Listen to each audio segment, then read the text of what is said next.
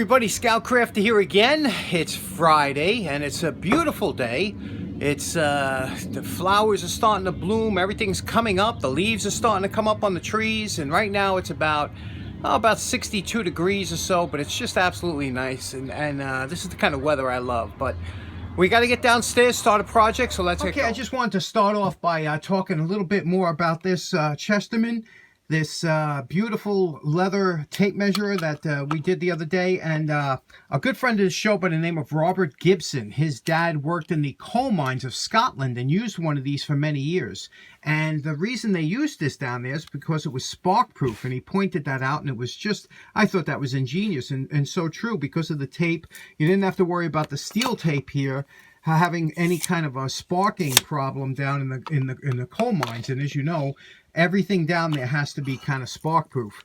Another thing is that the tape, a lot of people were saying about the tape stretching out and what the accuracy. I checked this against a couple of my other standards, and it was within a 1/16 of an inch, over 3 feet. So it's very accurate. But one of the nice things, it did have its pros and cons. First of all, this had to be bone dry before you rolled it up or it would become moldy. The other thing is that, tape obviously isn't as durable as the steel. But one nice thing about the tape is you can wrap it around if you wanted to measure the girth of a tree or some uneven surfaces. The tape does come through for something like that. And I thought that was very interesting. These were also treated. They were, a special kind of varnish, and they were stretch-proof material so that they were quite durable. I mean, this has got to be, 60, 70 years old, and it's still beautiful. So I just wanted to point that out. But that spark-proof quality for this, I thought was a really interesting thing, and I want to thank Robert for that. Okay, I guess I'm still in a little bit of a hammer mood. This is another beauty from our buddy Jakub Kaczmarczyk from the UK. My Polish brother. And this one here, a couple people were chiming in on what they I still think it's kind of was probably listed as it's a chipping hammer, of course, but I would think of a masonry type. But some people were thinking welding, and I don't think this hammer company was known for making any type of welding type tools. And it was W.Whitehouse, as you could see. The model number for here was W-91 was the model number. Now, it was W.Whitehouse was the hammer manufacturer, and it was in England. And what happened was that this here, and you can see here it says made in England over here, and this company was in business for almost just shy of 100 years before they went out of business in 1964 because cheaper imports, kind of drove them out. But this is a very common problem with this type of hammer. You see how it's wobbling, and you see the gap there. You see, look over here at the gap, and you can see the difference. That's what the problem we have. So now there's two ways you could fix it. One, you could put another wedge in there to expand it. Forget about dunking it in any kind of antifreeze or anything. It's not going to work. When you have that kind of play in there, you got to physically expand it. But we're going to take the handle off. Now, that's always true. You got to dig out the wedge to try and pull this out. And we're going to try and reuse the handle, even though there's a slight bit of damage over here. Where is that? Yeah, a little bit slight damage there. But we're going to try and reuse this handle and do this up nicely, okay? Because we have some forging marks and things. Now, trying to get the hammerhead off of a handle and still save the handle is always a bit of a challenge. But you can see there's a steel wedge there, and we're going to try and drill a little bit on each side of the wedge using a center drill, a little bit on each side to make a kind of a pocket that I can grab that with a pliers. Now, if you look real closely, you could see they're using one of these this Draper type H wedge, the wedge that has the little sides coming out, and you could see it here. It's over here. So you have the main body here, and you got the two little splines. Now we have to get something to pull that out. Now I made a small little chisel, mini chisel, out of a simple flooring nail, and just ground down the edges. You see that? So it looks like this. And now what I'm going to do is I'm going to get some of this wood away so I can grip this and pull that wedge out. Now, we don't want to go too deep. We only want to take the most 1/4 of an inch of this wood away, but just enough to get that wedge out.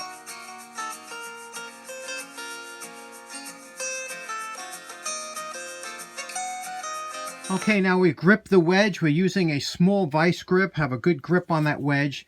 And now you got to rock it back and forth, just like this. And hopefully, just by rocking it back and forth, you'll make enough room that you'll be able to pull that wedge out. And it takes a little bit of finagling, but you got to pull it, rock it, and hopefully you'll get the that'll slide right out.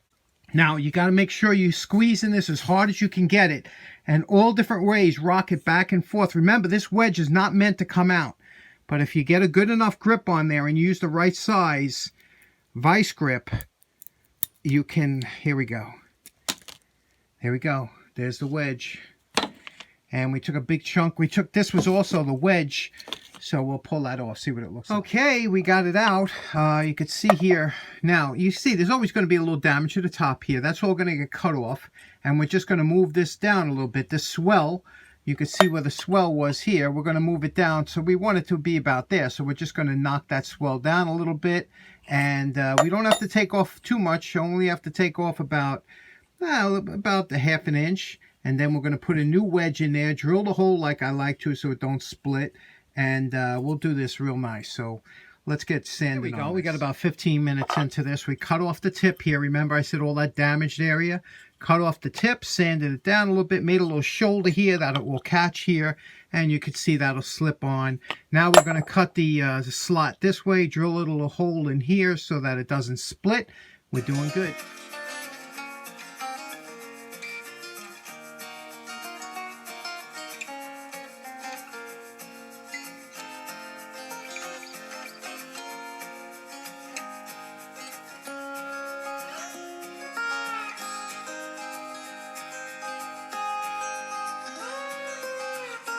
Here we are on a post-wire brush evaluation of the head, and you can see here, you can see how quickly they went by to just get off the forge marks here. But you can see a lot can be improved, you know. Can't do anything on the bottom, got to keep the lettering, but we could do something on the side. You see that? They just ground that off 1, 2, 3. So let's get working on that.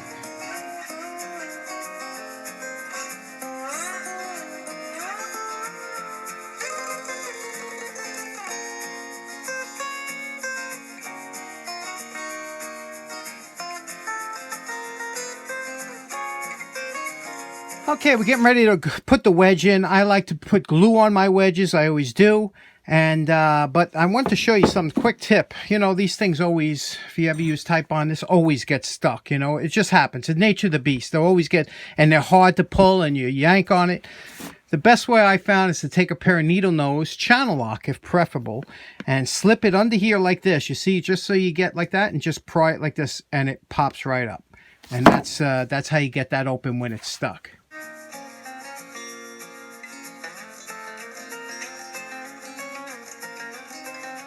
That's right. We're going to press that wedge in. See that? We're going to press that in using the dake. Let's try that.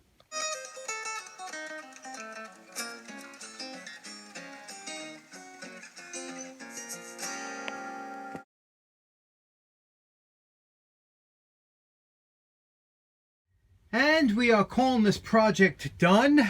Well, done up to now, because I only have a 2-day turnaround between videos. So and this one took me between paint drying and polish all that, so it takes you a while. I would have liked to add some red somewhere in here, and I still might, but anyway, this is how it came out. You could see here, first of all, look at the handle. Handle looks real nice, doesn't it? In that gun stock and shellac waxed, and then did the polished out here.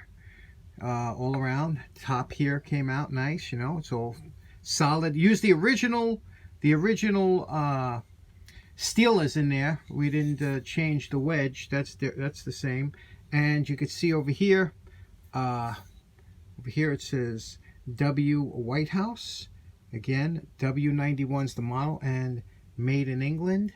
And it just came out nice. It's good steel, they had some good steel over there in England years ago.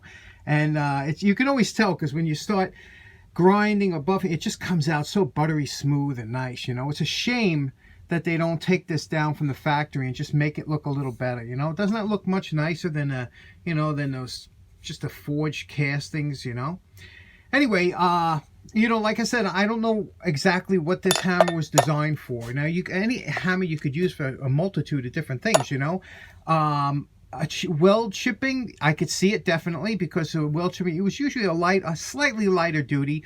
A lot of times those weld chipping hammers had those, you know, them spring handles, those weird spring handles on them and whatnot. But somebody else mentioned it could be a slate hammer. Again, you could use it as that, although the slate hammers here we have in the States are much different, much more elaborate, heavy duty, and you know, I don't know, but again, you could use it for a slate hammer, I guess, if that's what you had.